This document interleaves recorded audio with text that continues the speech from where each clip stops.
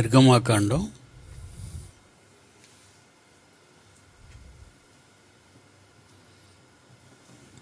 2వ అధ్యాయం 23, 24, 25.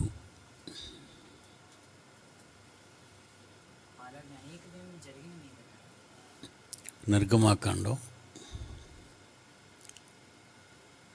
2వ అధ్యాయము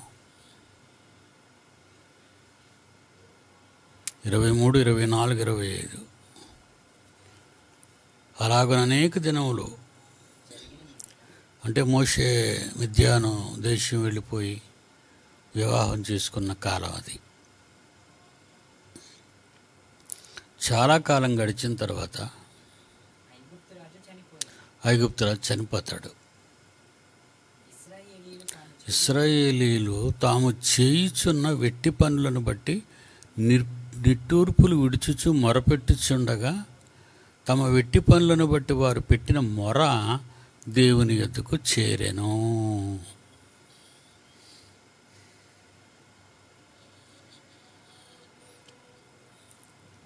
వారు పెట్టిన మొర దేవుని యొద్దకు చేరెను కాగా దేవుడు వారి మూలుగును విని అబ్రహాము, ఇస్సాకు, యాకోబుతో తాను చేసిన నిబంధనను జ్ఞాపకం చేసుకొనెను. దేవుడు ఇశ్రాయేలీలను చూచెను. దేవుడు వారి యందు లక్ష్యముంచెను. వీళ్ళు ప్రార్థన చేసేటప్పటికీ అబ్రహాం గారు మరణించారు, చాలా కాలం అయింది. అతని కుమారుడైన ఇస్సాకు గారికి వాగ్దానం చేశాడు,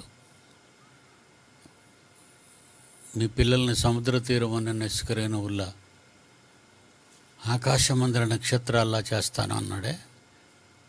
ఆ వాగ్దానం అబ్రహాం గారు చనిపోయారు. అబ్రహాం గారు ఇచ్చిన మాట, అబ్రహాం గారికి ఇచ్చిన మాట, అతని కుమారుడైన ఇస్సాక్ గారికి ఇచ్చిన మాట. ఇస్సాక్ గారు చనిపోయారు. ఆ తర్వాత యాకోబు గారు కూడా చనిపోయారు. నిజంగా దేవుడు ఎంత గొప్పవాడు అంటే, మనం పని జరగలేదని, మనం అనుకున్నది నెరవేరలేదని, ప్రార్థన చేసినా దేవుడు ఎందుకు పట్టించుకోలేదని మీరు అనుకుంటారు. అలాగనుకుంటే అబ్రహాముకు దేవుడు వాగ్దానం చేసి 3 తరాల తర్వాత జ్ఞాపకం చేసుకున్నాడు. అబ్రహాముకి 3 తరాల తర్వాత, ఇస్సాకు 2 తరాల తర్వాత, యాకోబుకి ఆయన తరం తర్వాత, 4వ తరం యోసేపు తరం. ఇన్ని తరాలు గతించాయి. అప్పుడు జ్ఞాపకం చేసుకున్నాడు. ఇంచుమించు 4-5 తరాలు గతించిన తర్వాత దేవుడు అబ్రహాము, ఇస్సాకు, యాకోబులకి ఇచ్చిన మాట, నీ సంతానాన్ని ఇసుకరేణువుల్లా సముద్ర తీరాన్ని ఉండేటట్టు, నీ సంతానాన్ని ఆకాశ నక్షత్రాల్లా ఉండేటట్టు చేస్తానని మాట ఇచ్చిన మాట 4-5 తరాల తర్వాత అబ్రహాము, ఇస్సాకు, యాకోబు, యోసేపులు మరణించారు. వాళ్ళందరూ చనిపోయారు. చనిపోయిన తరువాత జ్ఞాపకం చేసుకున్నాడు. మనమైతే ప్రార్థన చేసే కానీ దేవుడు ఏంటి నాకేం చేయలేదు అనుకుంటాం. దేవుడు, నేను ప్రార్థన చేశాను కానీ దేవుడు వినలేదు. ఎప్పుడు ఏది చెయ్యాలో మనకంటే ఎక్కువ దేవుడికి తెలుసు. అవునంటారా? మనం మన జ్ఞానాన్ని బట్టి ఆలోచిస్తాం, మనకి ఇప్పుడు రావాలి, రేపు వచ్చేయాలి, ఎల్లుండి వచ్చేయాలి, వచ్చే నెలకు ఉండాలి అని. కానీ దేవునికి ఎప్పుడు ఎక్కడ ఉండాలో అక్కడ. వీళ్ళప్పటికి నిట్టూర్పులకు, దేవుని వాక్కు, దేవుని యొక్క వాగ్దానం నెరవేరే కాలం వచ్చే టైంకి వీళ్ళు నిట్టూర్పులు విడిచిచ్చు మొరపెట్టుచుండగా వారు పెట్టిన మొర దేవుని యొద్దకు చేరెను. వారు పెట్టిన మొర దేవుని యొద్దకు చేరెను. 3వ అధ్యాయం నిర్గమాకాండం 9వ వచనం, ఆ పక్కన చూడండి. 3వ అధ్యాయం 9వ వచనం. ఇశ్రాయేలీల మొర నిజముగా నా యొద్దకు చేరినది. దేవుడు అంటున్నాడు, ఇశ్రాయేలీల మొర నిజముగా నా యొద్దకు చేరినది. ఐగుప్తీయులు వారిని పెట్టుచున్న హింస చూచితిని. ఐగుప్తీయులు ఇశ్రాయేలీలను పెడుతున్న శ్రమను నేను చూశాను.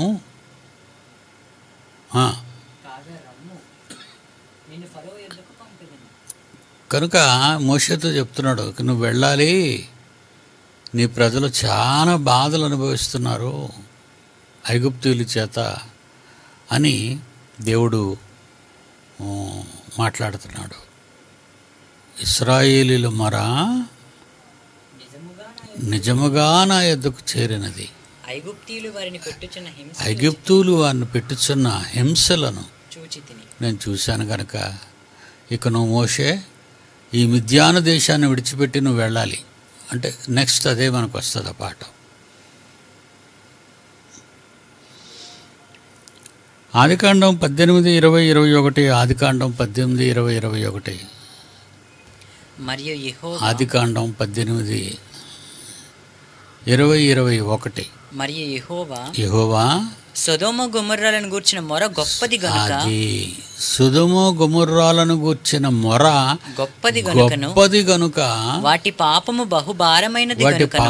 బహు భారమైనది గనుక నేను దిగిపోతున్నాను. నా యొద్దకు వచ్చిన ఆ మొర చెప్పుననే, నా యొద్దకు ఆ మొర వచ్చింది, ఆ మొర చెప్పున వారు సంపూర్ణముగా చేసిరో లేదో చూచెదను. సంపూర్ణముగా వాళ్ళ పాపాలు పూర్తిగా చేశారో లేదో చూస్తాను.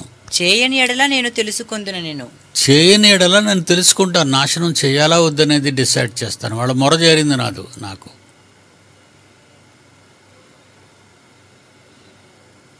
మొర దేవుడిని మొరపెట్టాలి.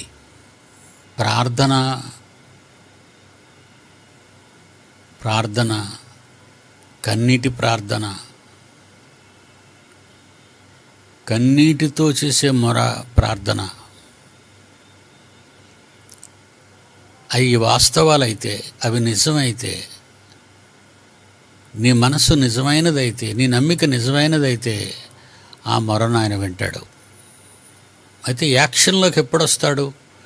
5-6 తరాల తర్వాత అబ్రహాం, ఇస్సాకు, యాకోబుల వాగ్దానాన్ని నిలబెట్టడానికి వస్తాడు. మనది కూడా అంతే, ఆయన టైం తీసుకుంటాడు. నేను కోరుకున్నది నా తరంలో చేయకపోయినా నా కుమారుడి తరంలో చేయొచ్చు. నా కుమారుడి తరంలో చేయలేని, ఒకవేళ చేయకపోయినా నా మనవడి తరంలోనైనా చేయొచ్చు. లేదు ఇంకా కావాలంటే 4-5 తరాల తర్వాత అయినా చేస్తాడు. మాట తప్పేవాడు మాత్రం దేవుడు కాడు. కీర్తనల గ్రంథం 105వ అధ్యాయం, కీర్తనల గ్రంథం 12వ అధ్యాయం 5వ వచనం. కీర్తనల గ్రంథం 12వ అధ్యాయం 5వ వచనం. బాధపడు వారికి చేయబడిన బలాత్కారమును బట్టి, బాధపడు వారి మీద వాళ్ళు బలాత్కారం చేస్తున్నారు, ఇంకా బాధ పెడుతున్నారు వాళ్ళని. దానిని బట్టి, దరిద్రుల నిట్టూర్పులను బట్టి నేనిప్పుడే లేచెదను. నేనిప్పుడే లేస్తానిక. రక్షణను కోరుకుని వారికి, రక్షణ కావాలి అని కోరుకునే వారికి నేను రక్షణ కలుగజేసేదను అనుకుని యెహోవా సెలవిచ్చుచున్నాడు. ఎవరును బాధించినా, ఎవరిని దేని విషయంలో బాధించినా ఆ బాధను చూసిన తర్వాత నేను లేస్తానన్నాడు సహాయం చేయటానికి.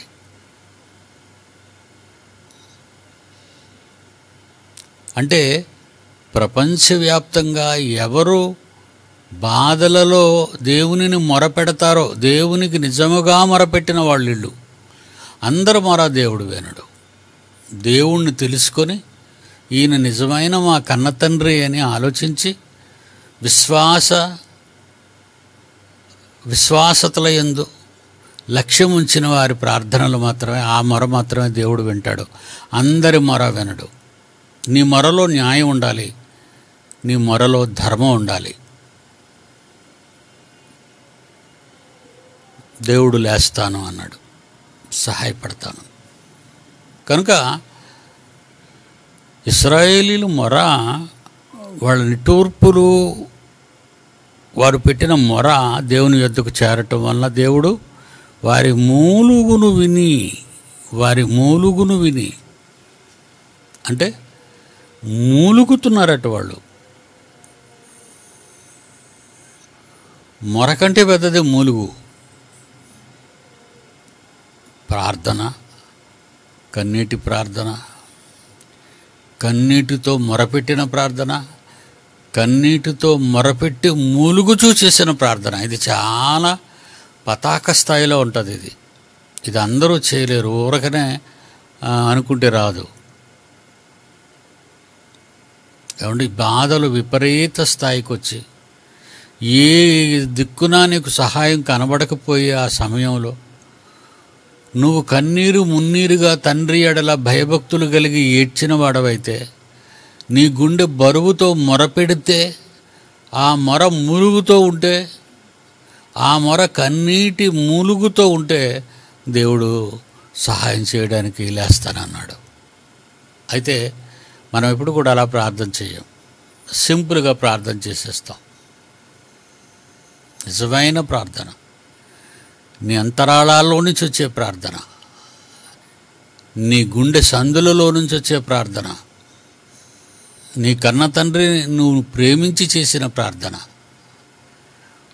తండ్రి మీద నిజమైన బిడ్డగా నువ్వు మరి నీవే ఆయన కుమార్తెవు కుమారుడు అనుకుని చేసే ప్రార్థన, ఆ ప్రార్థన ఆయన వింటాడు.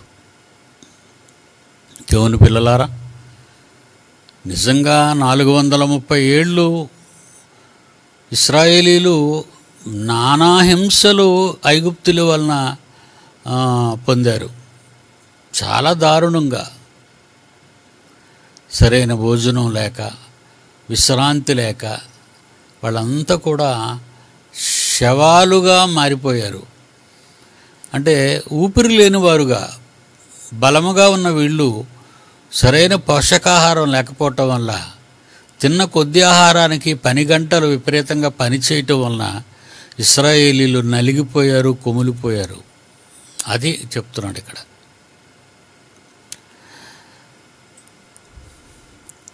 ఇరవై 4వ వచనంలో దేవుడు వారి మూలుగు విని, కాగా దేవుడు వారి మూలుగును విని అబ్రహాము, ఇస్సాకు, యాకోబులతో తాను చేసిన నిబంధనను జ్ఞాపకం చేసుకున్నాను. నేను అబ్రహాం, ఇస్సాకు, యాకోబులకి వీరి తండ్రులు వాళ్ళు ఎంత మంచివాళ్ళో దేవుని దృష్టిలో. ఎందుకంటే దేవుడు నేను ఫలానా వారి దేవుడును అని భూమి మీద ఉన్న మనుషులు పేరెత్తి చెప్పడం తెలియదండి ఆయనకి.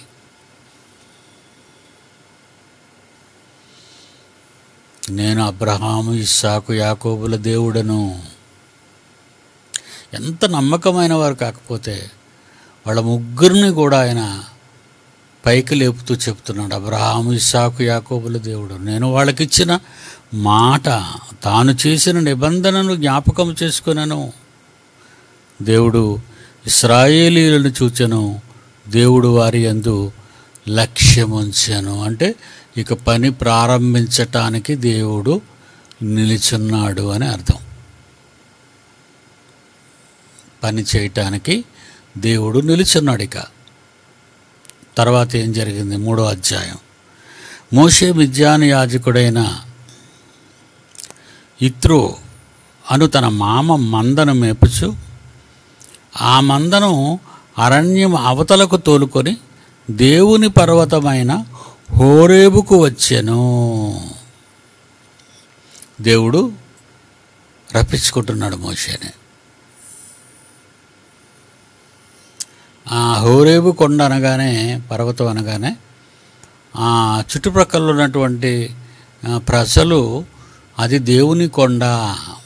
ఈరోజు హైందవ సోదరులు తిరుపతి కొండ అంటారు, దేవుడున్నాడు.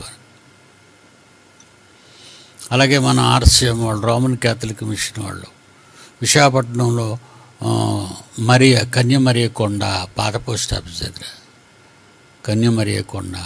అలాగే విజయవాడలో గుణదల మాత కొండ కొండల మీద దేవుళ్ళను కూడా ప్రతిష్ఠించేవారు. ఆ రోజుల్లో కూడా దేవుళ్ళను ఎత్తైన స్థలములో దేవుడు ఉండాలి, మనుషుల దగ్గర ఉండకూడదు, మనుషులు మంచివాళ్ళు కారు. కనుక భక్తులైన వారు దేవుణ్ణి ఉన్నతంగా చూడాలి అనుకొని ఉన్నతమైన శిఖరాల మీద దేవుణ్ణి పెట్టుకున్నారు. అలాంటిదే హోరేబు కొండ. మోషేని మరి మామకి అల్లుడయ్యాడు కనుక గొర్రె మందలను మేపే కార్యక్రమం టోటల్ మోషే గారే తీసుకున్నట్టు మనకు కనబడుతుంది. ఎలా అంటే మిద్యాను యాజకుడైన యిత్రో అను తన మామ మందను మేపుచు ఆ మందను అరణ్యమునకు అవతలకు తోలుకొని దేవుని పర్వతమైన హోరేబుకు వచ్చెను. దేవుని పర్వతమైన హోరేబుకు వచ్చాడు. చూద్దాం. 4వ అధ్యాయం 27 నిర్గమాకాండం 4వ అధ్యాయం 27 మరి యెహోవా మోషేను ఎదుర్కొనుటకు అరణ్యములోనికి వెళ్ళుమని అహరోనుతో చెప్పగా మళ్ళా అహరోన్ని బుక్ చేస్తున్నాడు. నువ్వు వెళ్ళు, నువ్వు మీ తమ్ముడు దగ్గరికి వెళ్ళు, ఆయన హోరేబు కొండ దగ్గర ఉన్నాడు. ఓకే, మరొక వచనాన్ని మనం చదువుకుంటే బాగుంటుంది అనుకుంటున్నాను. అవునండి, దేవుని పర్వతమైన హోరేబు అని ఉంది. దేవుని పర్వతమైన హోరేబు. ఈ హోరేబు గురించి మాట్లాడుతూ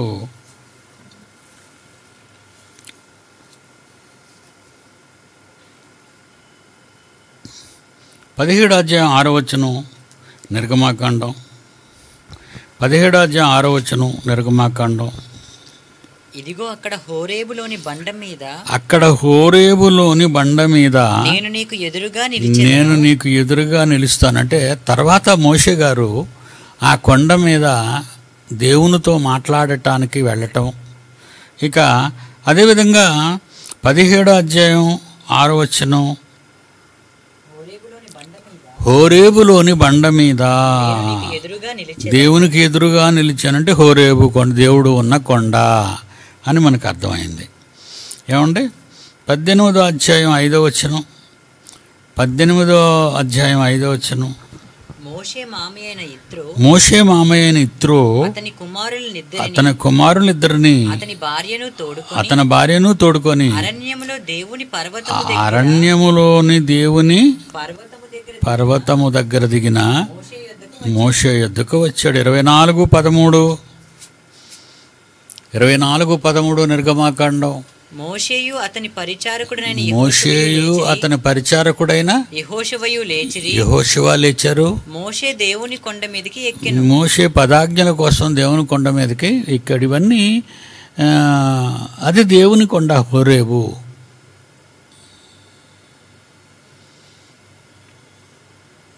అంటే మోషేతో జరగబోయే కార్యక్రమం అంతటిని, అంటే ఇశ్రాయేలీలు ఐగుప్తీయుల చేతిలో భయంకరమైన బాధలు అనుభవిస్తున్న ఆ కాలంలో నాయకుడిగా మోషేని పంపడానికి, దేవుని సంకల్పం నెరవేరడానికి దేవుడే రంగాన్ని సిద్ధం చేస్తున్నట్టుగా మనకు కనబడుతుంది ఇక్కడ. ఏమండి, దేవుని పర్వతమైన హోరేబునకు వచ్చాను రాగానే 2వ వచనంలో ఒక పొద నడిమిని అగ్ని జ్వాలలలో యెహోవా దూత వారికి ప్రత్యక్షమాయెను. అతడు చూచినప్పుడు అగ్ని వలన పొద మండుచుండెను, కానీ పొద కాలిపోలేదు. అక్కడ ఒక పొద ఉంది కొండ మీద పైన, చాలా పెద్ద పొద. ఆ పొదలో నుంచి మంటలో జ్వాలలు వస్తున్నాయి. అలాగానే పొద కాలిపోతుంది అనుకున్నాడు పాపం మోషే, కానీ అది కాలలేదు. పొదగానే ఉంది, మంటలు ఎగసిపడుతూ ఉన్నాయి. అంటే దేవుడు తన దూతను పంపించాడు. ఇక్కడ మనం గమనించవలసింది ఏంటంటే, దేవుడు వచ్చాడు అన్నట్టుగా సందర్భాలు కనబడతాయి, కానీ ఎప్పుడూ కూడా దేవుడు రాకూడదు. ఎందుకంటే వచ్చాడు అంటే మానవ మాత్రుడు చచ్చిపోతాడు చూస్తే. మన తండ్రి మన కళ్ళకు కనబడకపోవటానికి గల కారణం మనం బ్రతికుండాలని. మంచి దేవుడండి ఆయన. మరి మనం మండిపోకుండా మనం కాపాడొచ్చు కదండి తండ్రి అని మీరు అనుకుంటే, మనం అనుకున్నది నీతి కాదు, దేవుడు అనుకున్నదే నీతి. దేవుడు అనుకున్నదే జరగాలి. నిన్ను బ్రతికుంచుకొని నీకు కనబడాలని ఒక దగ్గర మాట్లాడి, నన్ను చూసేవాడు బ్రతకడు అని మరొక దగ్గర చెప్తే, ఆయన మాటలు ద్వంద్వార్థాలు వస్తాయి, 2 అర్థాలు వస్తాయి. కనుక మనం అలాంటి వాణిని, 2 మాటలు ఆడిన వాళ్ళని, 2 నాలుకలు ఉన్నవారిని మనం ఎలా నమ్మమో, దేవుడు కూడా ఒక మాట మీద నిలబడతాడు. ఆయన మాట మీద నిలబడిపోతాడు. కనుక ఏ నరుడు కూడా దేవుణ్ణి చూసి బ్రతకలేడు, తండ్రిని చూసి బ్రతకలేడు. అందుకే దేవదూతలనే పంపిస్తాడు ఎప్పుడు కూడా. కనుక ప్రప్రథమంగా మోషేతో మాట్లాడడానికి హోరేబు కొండ మీద పొదలోని అగ్ని జ్వాలలలో ఒక దేవదూత ప్రత్యక్షమై అయింది. అతడు చూచినప్పుడు అగ్ని వలన పొద మండుచుండెను గాని పొద కాలిపోలేదు. అప్పుడు మోషే, ఆ పొద ఎలా కాలిపోలేదో నేను ఆ తట్టు వెళ్ళి ఈ గొప్ప వింత చూచిదని అనుకున్నాను. రప్పించుకోవటానికి ఇదంతా దేవుడు మోషేని రప్పించుకోవటానికి, దగ్గరికి మాట్లాడటానికి దేవదూతకు చెప్పి పంపాడు, నువ్వేం చేయాలి, ఏం చెందాలి అని. నిజంగా అండి, మనుష్యులతో దేవుడు ఎంత అనుబంధం కలిగి ఉంటాడా? మనుష్యులు ఆలోచించక మునిపే మనుష్యుల గురించి ఆయన ఆలోచిస్తుంటాడా? మన గురించి ఆలోచిస్తుంటాడా? మనం ప్రమాదంలోకి వెళ్ళిపోతున్నాం అనుకోండి, ఏదైనా ప్రమాదంలోకి వెళ్ళిపోతున్నాం అనుకోండి, మనం ఊహించనివి ఎన్నో మన మీద నుండి ప్రవహిస్తున్నాయి, మీకు తెలియదు అవి. మీరు రాత్రి కళ్ళు మూసుకొని పడుకుంటారు, పగలు వెలుగులో మీ పనుల మీద తిరుగుతారు. కానీ అంతరిక్షంలో ఎన్నో ఆస్ట్రాయిడ్స్, ఎన్నో వ్యర్థాలు అంటారు, పనికిరాని పదార్థాలు, చుక్కలో మండినప్పుడు విడిపోయినవి, చుక్కలో చనిపోయినప్పుడు విడిపోయినవి, డార్క్ మ్యాటర్లో ఉన్నవి, ఎన్నో వ్యర్థ పదార్థాలు. అవి ఎప్పుడు కూడా సృష్టి శూన్యంలో తిరుగుతూ ఉంటాయి. ఇలా తిరుగుతూ నక్షత్రాల దగ్గరికి వెళ్తే నక్షత్రాల్లో కలిసిపోయి కరిగిపోతాయి, సూర్యుడి దగ్గరికి వస్తే మండిపోయి పోతాయి. కానీ మరి భూమి దగ్గరికి వస్తే, భూమి మీద పడితే దేవుని స్వరూపాలైన మానవులు చచ్చిపోతారు. అందుకే మనం నిద్రపోతున్నా, మనం మెలకువగా మన పనుల్లో తిరుగుతున్నా, అంతరిక్షంలో తిరుగుతున్న ఈ వ్యర్థాలు, ఆస్ట్రాయిడ్స్ అన్నీ కూడా మన దగ్గరికి రాకుండా దేవుడు సర్వదా అన్ని వేళలా 24 గంటలు మన కోసమే ఆలోచిస్తూ ఏ అపాయము భూమండలానికి, భూమి మీద ఉన్న మనుషులకు జరగకుండా కాపాడుతున్నాడు. ఇదిగో ఆస్ట్రాయిడ్స్ వచ్చి గుద్దేస్తాయి, అదిగో ఆస్ట్రాయిడ్స్ వచ్చి గుద్దేస్తాయి, ఇదిగో ఆస్ట్రాయిడ్స్ వచ్చి గుద్దేస్తాయి. రకరకాలైనటువంటి తప్పుడు ప్రచారాలు, శాస్త్రవేత్తలు, నాసా వాళ్ళు అయ్యే తప్పుడు ప్రచారాలు చేస్తారు. నాసా వాళ్ళు ఏవైనా చెప్పారంటే అది ప్రపంచంలో ఉన్న మీడియా వాళ్ళంతా వాళ్ళకు ఒక పండగ, ఏదో గొప్ప న్యూస్ దొరికిందని వాళ్ళ ఆ న్యూస్లు ప్రకటిస్తూ ఉంటారు. నేను పుట్టి నా 73 ఏళ్ల చరిత్రలో ఏదైనా వచ్చి భూమిని తాకిన సందర్భాలు లేవు. ఎందుకంటే మీరు నాకంటే చిన్నోళ్ళు కనుక. ఏ చిన్న వస్తువు అయినా భూమిని తాకలేదు. కాకపోతే మానవుడు విడిచిపెట్టిన శాటిలైట్స్ పేలిపోయి రాలిపోవచ్చు, అది భూకక్షలో ఉంటాయి. అవి మానవులు శాటిలైట్స్ తయారు చేసి పైకి విడిచిపెడతారు. అవి పనిచేసినంతకాలం పనిచేస్తాయి, తర్వాత అవి పేలిపోతాయి, నిర్వీర్యం అయిపోతాయి. నిర్వీర్యం అయిపోగానే అవి కూలిపోవడం ప్రారంభమవుతాయి. అవి భూమికి దగ్గరలో ఉన్నాయి కనుక, భూమికి దగ్గరలో పంపించారు కనుక అవి భూమి మీద పడతాయి. మొన్న వచ్చి పడింది ఏమో పసిఫిక్ ఓషన్లో పడిపోయింది. ఫిలిప్పైన్స్, ఇండోనేషియా ఆ దీవులకు పక్కగా వెళ్ళి సముద్రంలో కూలిపోయింది. ఏ దేశం మీద పడిపోద్దా అని భయపడ్డారు మన వాళ్ళంతా. ప్రియులారా, దేవుడు చేసిన సృష్టి కార్యక్రమంలో ఏది కూడా మనం నిద్రపోతున్నా, మనం మెలకువగా ఉన్నా భూమి మీదకి రాకుండా దేవుడు తాను స్వయంగా చూసుకుంటున్నాడు అవన్నీ కూడా. ఎంత గొప్ప తండ్రి! నిజంగా అండి, ఈ అంతరిక్షానికి సంబంధించినటువంటి అవి కానీ మీరు చూస్తే ఏటి ఎన్నున్నాయా, ఎన్ని తిరుగుతున్నాయా భూమి చుట్టూ అనిపిస్తుంది మీకు. ఏదైనా భూమి ఆకర్షణ శక్తిలోకి వచ్చేసిందంటే భూమి మీదకి వచ్చేస్తుంది, లాగేసుకుంటుంది భూమి. భూమి లాగేసుకోవడం కాదు, భూమి మీద ఉన్న మానవాళికి ప్రమాదం. అవి అలాగే బోర్డర్లోనే, ప్రతి గ్రహానికి బోర్డర్లో ఇలాంటి వ్యర్థాలు తిరుగుతుంటాయి. ఈ సూర్యుని చుట్టూ తిరిగే భూమితో పాటు ఉన్న గ్రహాలు కూడా వాటి చుట్టూ కూడా తిరుగుతుంటాయి. దేవుని పిల్లలారా, నిజంగా దేవుడు మనం ఆయన జ్ఞాపకం చేసుకున్నా చేసుకోకపోయినా, మనం ఆయన కొరకు ఆలోచించినా ఆలోచించకపోయినా, ఆయన మన గురించి ఎప్పుడూ ఆలోచిస్తూనే ఉన్నాడు. ఆ ఆలోచనలో దుఃఖపడుతున్నాడు, చింతిస్తున్నాడు, గాయపడుతున్నాడు, కోప్పడుతున్నాడు. నిజంగా మన తండ్రి గురించి మనం తెలుసుకుంటే నిజంగానే చాలా గొప్పవాడు. మన ఎడల చూపిన అపూర్వమైన ప్రేమ. ఆయన కోపాన్ని మనం ప్రక్క చూస్తున్నాం, కానీ ఆయన ప్రేమ చాలా గొప్పది. మనం ఆయన తిట్టినా, మనం ఆయన ఏమన్నా, దేశాలు, ప్రపంచ దేశాలు మరి దేవుణ్ణి తిట్టినా ఏమీ ఆయన కోపపట్టడం లేదండి, ప్రేమతోనే. ఎందుకంటే అందరూ తన పిల్లలే. వాళ్ళు చైనా వాళ్ళైనా, ఇండియా వాళ్ళైనా, పాకిస్తాన్ వాళ్ళైనా అందరూ తన పిల్లలే కనుక ఆ పిల్లలు తన గర్భం నుంచి వచ్చిన వారని ఒకే ఒకటి, ఆ పేగు బంధం అంటారు చూసారా భూమి మీద అయితే, అలాంటి బంధాన్ని దేవుడు కలిగి మన అందరి ఎడల విపరీతమైన ప్రేమ కలిగి ఉన్నాడు. అలాంటివేవి కూడా భూగోళానికి అంటకుండా మనల్ని కాపాడుతున్న గొప్ప తండ్రి.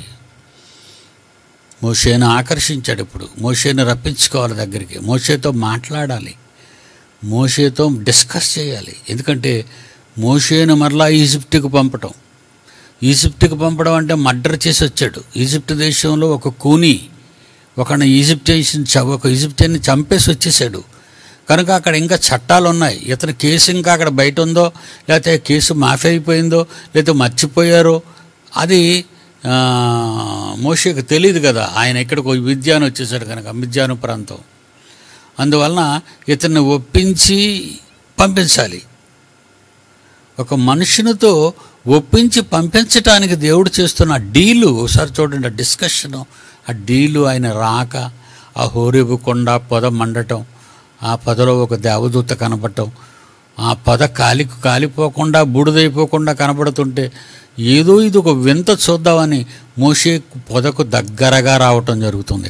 అక్కడ గమనించండి. అక్కడ 2వ వచనంలో, ఒక పొద నడిమిని అగ్ని జ్వాలల్లో యెహోవా దూత అతనికి ప్రత్యక్షమాయెను. అతడు చూసినప్పుడు అగ్ని వలన ఆ పొద మండుచుండెను, కానీ పొద కాలిపోలేదు. అప్పుడు మోషే, ఆ పొద ఎలా కాలిపోలేదో నేను ఆ తట్టు వెళ్ళి ఈ గొప్ప వింత చూచేదని అనుకున్నాను. ఇంకా చుట్టూ తిప్పుతున్నాడు. నేను ఆ పక్క వెళతానైతే ఒకవేళ ఆ పక్క ఏమైనా మండుతుందా, ఆ పక్క ఏమైనా కాలిపోతుందా? మనుషులం కదండి, మన ప్రతిదానికి మనకి సందేహాలు ఉంటాయి. దేవుని పనుల్లో కూడా మనం సందేహిస్తూ ఉంటాం, దేవుని కార్యక్రమాల్లో కూడా మనం సందేహిస్తూ ఉంటాం. మోషే చూడాలనుకున్నాడు, ఆ పక్క కూడా నేను వెళతాను, దాని పరిస్థితి ఏంటో చూస్తాను. ఇంకేమి డిస్కషన్ ఇద్దరి మధ్య, దేవదూత మోజెస్ మధ్య ఎలాంటి డిస్కషను, ఎలాంటి ఇవి జరగటం లేదు, మాట్లాడుకోవడం జరగలేదు. కానీ ఆ పక్క వెళ్తున్నాడు. వింత చూచేదని అనుకున్నాను. దాన్ని చూచుటకు అతడు ఆ తట్టు వచ్చుట, 4వ వచనం చదువుతున్నాను. దాన్ని చూచుటకతడు ఆ తట్టు వచ్చుట యెహోవా చూచి, అంటే ఆ పక్క నుంచి చూడడం చూస్తున్నాడు, ఈ పక్క నుంచి చూడడం చూస్తున్నాడు, చుట్టూ తిరిగి ఆ పక్కకు వచ్చి చూడడం కనిపెడుతున్నాడు. చూడండి ఏంటండి అతని పరిశోధన, ఒక మనిషి పట్ల దేవుని పరిశోధన. నువ్వు కుడికైనను ఎడమకైనను, నీ ముందైనను వెనకైనను నేను ఆవహించి ఉన్నాను నిన్ను అంటున్నాడు కీర్తనల గ్రంథంలో. మన దేవుడు మనల్ని ఆవహించాడట. 139 కీర్తనలో చాలాసార్లు చదువుకున్నారు. 5వ వచనం, వెనుకను ముందును నీవు నన్ను ఆవరించి ఉన్నావు అంటున్నాడు కీర్తనాకారుడు. నన్ను ఆవహించావు, నా వెనక నువ్వే ఉన్నావు, నా ముందు నువ్వే ఉన్నావు. చూడండి, ఇప్పుడు ముందు నుంచి చూశాడు, వెనక నుంచి రప్పిస్తున్నాడు. వెనక్కి రాగానే ఏం చేయబోతున్నాడో మనం చూద్దాం బైబిల్లో. 4వ వచనంలో, దాన్ని చూచుటకతడు ఆ తట్టు, మోషే ఆ తట్టు వచ్చుట యెహోవా చూచి, దేవుడు అంటున్నాడు, ఆ పొద నడుమ నుండి మోషే మోషే అని అతన్ని పిలిచాడు, దగ్గరికి రానిచ్చాడు. ఆ పొద నడుమ నుంచి, మధ్యలో నుంచి స్వరం వినబడుతున్నది, మోషే మోషే అని పిలుస్తున్నాడు. కానీ పట్టేశాడండి, మోషే గారు పట్టేశారు. ఎవరు పిలుస్తున్నారు, ఎందుకు పిలుస్తున్నారని ప్రశ్నించలేదు. చూడండి అతని జవాబు ఎలా ఉందో. అందుకు అతడు చిత్తము ప్రభువా అనెను. అంటే మనవాడు కూడా మంచి ఆలోచనలోనే వచ్చాడు. ఇంత వింత జరుగుతుందంటే ఆ వింత దేవుని వల్లనే జరగాలి తప్ప మనుష్యుల వల్ల జరిగేది కాదనుకున్నాడు. ఈయన అబ్జర్వేషన్ అది. దేవుడు మనల్ని పరిశోధిస్తున్నప్పుడు మనం కూడా మన దేవుణ్ణి పరిశోధించాలి, అబ్జర్వేషన్ చేయాలి. మరి ఆయన మిమ్మల్ని తెలుసుకోవటానికి అంత అబ్జర్వేషన్లో ఉన్నప్పుడు మీరు మీ కన్న తండ్రిని చూడడానికి అంత అబ్జర్వేషన్లో ఉండరా? తండ్రి కొడుకుల బంధం అలాంటి బంధం కావాలి. ఒకరినొకరు పరిశోధించుకోవాలి, ఒకరిని ఒకరు పరిశోధించుకోవాలి. వాళ్ళిద్దరి మధ్య అనుబంధం చూసారా? నిజంగా ఈ అనుభూతి మనం ఇది ఆస్వాదిస్తుంటే, ఇది మనం వింటుంటే ఎంత చక్కగా ఉంది తండ్రి కొడుకుల మధ్య బంధం. ఈరోజు మనుషులు దేవుడి గురించి ఎత్తరండి, దేవుడు అని అనరండి, దేవుణ్ణి అనరు, దేవుని గురించి ఎత్తరు, దేవుణ్ణి పట్టించుకోరు. ప్రపంచంలో క్రైస్తవ అగ్రరాజ్యంగా పేరు పొందిన అమెరికాలో ఈరోజు 26% యూత్ నాస్తికులైపోయారట. దేవుడే లేడు. ఒకనాటి క్రైస్తవ దేశం ఇది. ఈరోజు అది దేవుడు లేడు అని యూత్ తయారైపోయారంటే వాళ్ళ కన్నవారు చేసిన తప్పు అది. వాళ్ళ కన్నారే, ఏం కన్నారు వాళ్ళని, ఏం కంటారు వాళ్ళని. ఈయన కాకపోతే మరొక ఆయన, ఆయన కాకపోతే మరొక ఆయన మార్చే తల్లులు, ఈమె కాకపోతే మరొక ఆమె కాకపోతే ఇంకొక ఆమె అని తల్లులను మార్చిన తండ్రులు, తల్లులను మార్చిన తండ్రులు, తండ్రులను మార్చిన తల్లులు, ఇలాంటి వాళ్ళకు పుట్టిన పిల్లలు దేవుడంటే తెలియని వారు.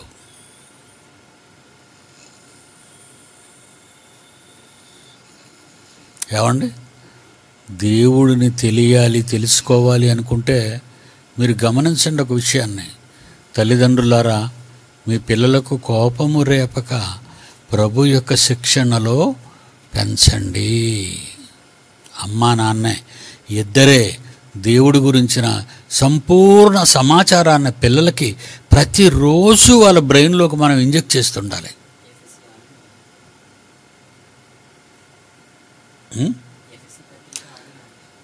అదేనండి ఎఫెసీ పత్రిక 6:4 చెప్పిన మాట అది.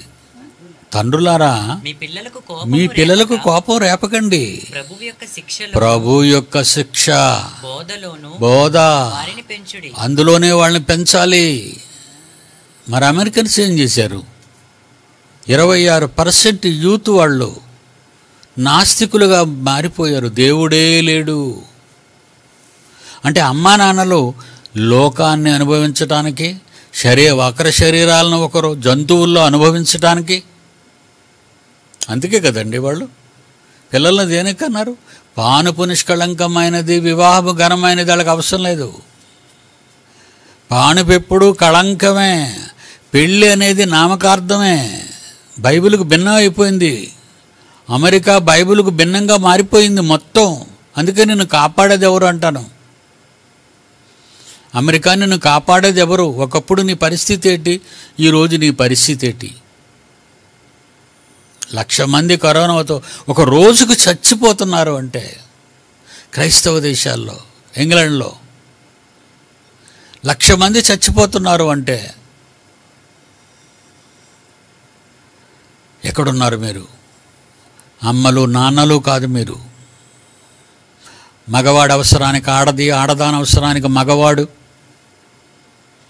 జంతువుల్లా ఒకరినొకరు అనుభవించుకొని కొంతకాలానికి మరొకామెను, మరికొంతకాలానికి మరొకామెను, మరికొంతకాలానికి ఒకడిని, ఇంకా కొంతకాలానికి మరొకడిని మార్చుకుని ఈ సంస్కారం, ఈ అపసంస్కృతి ప్రపంచ దేశాలు లేలుతుంది. ఈరోజు మన దేశంలో కూడా వచ్చింది ఇది.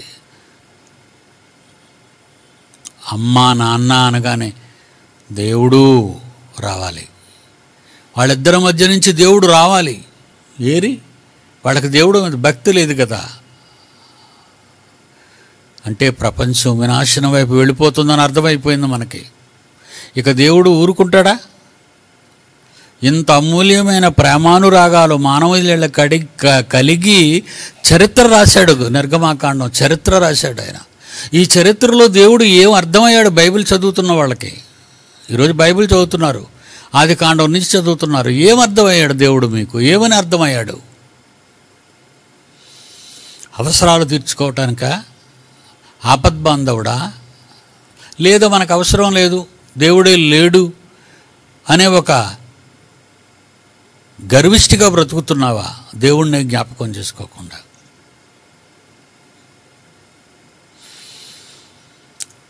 అబ్రహాము, ఇస్సాకు, యాకోబులకు ఇచ్చిన మాటను, వాగ్దానాన్ని నెరవేర్చుకోవటానికి 5 తరాలు 5-6 తరాల తర్వాత జ్ఞాపకం చేసుకున్న దేవుడు రంగంలోనికి దిగి విప్లవ నాయకుడిని ఈజిప్ట్ దేశానికి మోషేను పంపడానికి ఆయన ఎంతగా కష్టపడుతున్నాడు, ప్లాన్ వేస్తున్నాడు. చూడండి, ఆయన ప్లాన్ వేసాడు. ఇదంతా ప్లాన్. మోషే మోషే అని పిలిచాడు. అంటే రేపటి దినాన్ని మంద తోలుకొని రావాలి, మిద్యాను దాటి అరణ్య ప్రాంతానికి రావాలి, ఈ అరణ్య ప్రాంతంలో ఉన్నటువంటి హోరేబు కొండకు రావాలి, హోరేబు కొండ మీద నేను అతనితో మాట్లాడాలి. ఇది ఆయన ప్లాన్. ఈ ప్లాన్ మాట్లాడుకున్నాడు ఆయన. ఈ ప్లాన్ ముందు ఆయన సిద్ధం చేసుకున్నాడు, మోషే కాదు. ఆయన సిద్ధం చేసుకున్నాడు కనుక మోషేని రప్పించుకున్నాడు కొండ దగ్గరికి. దేవుని పిల్లలారా, నిజంగా మనుషుల పట్ల దేవుడు మహాకృప, మహాప్రేమ. ఆయన పనిచేసే ముందు కూడా మనల్ని వాడుకునే విధానం నిజంగా మనం ఆలోచిస్తుంటే మన ఊళ్ళంతా జలధరించాలండి, మన వెంట్రుకలన్నీ నిలవబడాలండి. అంత ప్రేమ దేవునికి. లోకానికి అర్థం కాని దేవుడే, లోకమంతా మర్చిపోయిన ఆ దేవుడే ఈ సర్వమానవాళికి కన్న తండ్రిగా తన కలలను పండించుకోవటానికి మనుషుల మధ్యకు దిగిరావటం అనేది, ఆయన లేవటం అనేది, ఆయన ఆలోచన అనేది, ఆయన పథకాలు అనేవి ఎంత గొప్పవారు ఆదికాండం నుంచి మనం చదువుకుంటున్నాం.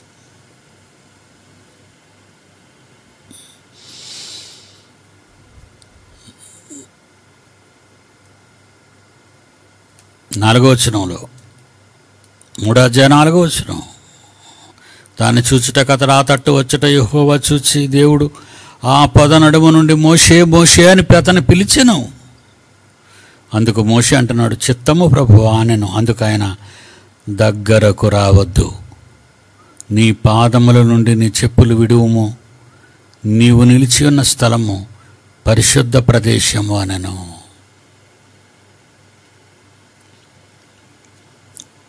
చూసారండి, పాదాలు తీసేయి, పాదాలకున్న చెప్పులు అక్కడ వదిలే దూరంగా. దేవదూత అంటుందండి, దేవుడు దిగిన స్థలం పరిశుద్ధ. దేవుడు మాటలు చెప్పడానికి వచ్చిన దేవదూత దిగిన స్థలం, దేవుడు దిగిన స్థలంగా, అది ఒక పరిశుద్ధ స్థలంగా చెప్తుంది దేవదూత. ఎందుకంటే ఇక్కడ దేవుడు మాట్లాడుతున్నట్టు ఉంది, అంతే కదండి. ఈ విషయాన్ని మనం చూసుకుని వెళితే ఎక్కడ అపోస్తుల కార్యాలు 7వ అధ్యాయానికి వెళతామా? అపోస్తుల కార్యం 7వ అధ్యాయానికి వెళ్ళేసరికి అక్కడ దేవుడు మాట్లాడా, మోషేతో దేవదూత మాట్లాడింది అనేది అక్కడ క్లారిఫికేషన్ వస్తుందండి. ఏంటి, 2వ పుస్తకం వదిలేసి ఈ 66 పుస్తకాల్లో 2వ పుస్తకంలో మాట్లాడిన దేవదూత ఎక్కడ కనపడుతుంది మనకి? అపోస్తుల కార్యాల్లో, అంటే క్రొత్త నిబంధనలోని 7వ అధ్యాయం అపోస్తుల కార్యములు, మత్తయి, మార్కు, లూకా, యోహాను తర్వాత వచ్చే అపోస్తుల కార్యాలు అంటే 5వ పుస్తకంలో మత్తయి,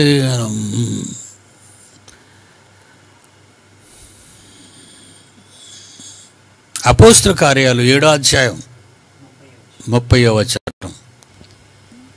అపోస్తుల కార్యములు 7వ అధ్యాయం 30వ వచనం. 40 ఏండ్లైన పిమ్మట సీనాయి పర్వతారణ్యమందు ఒక పొదలోని అగ్ని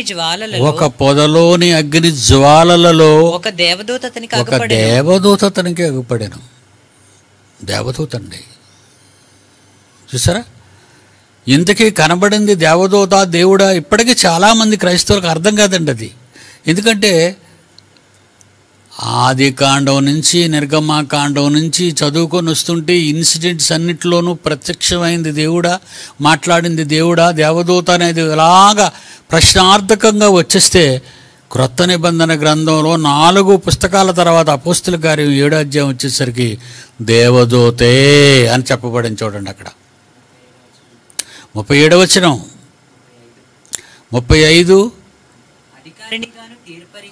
అధికారినిగాను తీర్పరినిగాను నిన్ను నియమించిన వాడు ఎవడని వారు నిరాకరించిన ఈ మోషేను అతనికి పొదలో కనబడిన దేవదూత ద్వారా దేవుడు అధికారినిగాను విమోచకును నియమించి పంపాడు. రక్షకుడు, ఐగుప్తు బానిసరికో నుండి ఇశ్రాయేలును రక్షించే రక్షకుడుగా మోషేను పంపించాడు. Is a saviour. దేవదూత. దేవుని పిల్లలారా, బైబిల్ ఒక మహోన్నతమైన గ్రంథం. చదువుతుంటే మీకు విసుగు రావచ్చు, కానీ పట్టుదలతో చదవండి. ఎన్నో గొప్ప గొప్ప సంగతులు, అంతర్లీనమైన భావాలతోని, ఎక్కడో మన హృదయపు సందులలో దాగి ఉన్న సంగతులు, మన మనోనేత్రాలు వెలిగింపబడి ఇవన్నీ మనకు అర్థమవుతుంటాయి. కానీ మీరు ప్రయత్నించండి, తపస్సు చేయండి. బైబిల్ చాలా గొప్ప పుస్తకం. మనుషులు ఏమనుకుంటున్నా వారు నమ్మితే నమ్మారు, లేకపోతే లేదండి. ఇప్పుడు దేవుడు నమ్మని వాడి దగ్గరికి వెళ్ళి నమ్మరా అని మనం చెప్పవలసిన అవసరం లేదండి. ఎందుకంటే ఇన్ని సంవత్సరాలు మీకు చెప్తేనే అర్థం కాలేంది, ఒక అరగంట కనబడగానే వాడితో చెప్తే మారిపోతాడు అనుకోవడం మన పొరపాటు అండి. వినకపోతే చెప్పకండి, విన్నాడు అనుకోండి చెప్పండి, వినకపోతే చెప్పకండి. అలా దేవుని యొక్క ప్రేమానురాగాలు, మనుషుల పట్ల ఆయనకున్న గొప్ప ప్రేమ అనుబంధం, ఆయన ఇచ్చిన మాటలు నెరవేర్చే విధానం, దానికి పట్టిన కాలం, ఆయన ఎలా పనిలోకి దిగుతాడు అనేది మనం ఈ విషయాల్లో గుర్తించాం. ఓకే.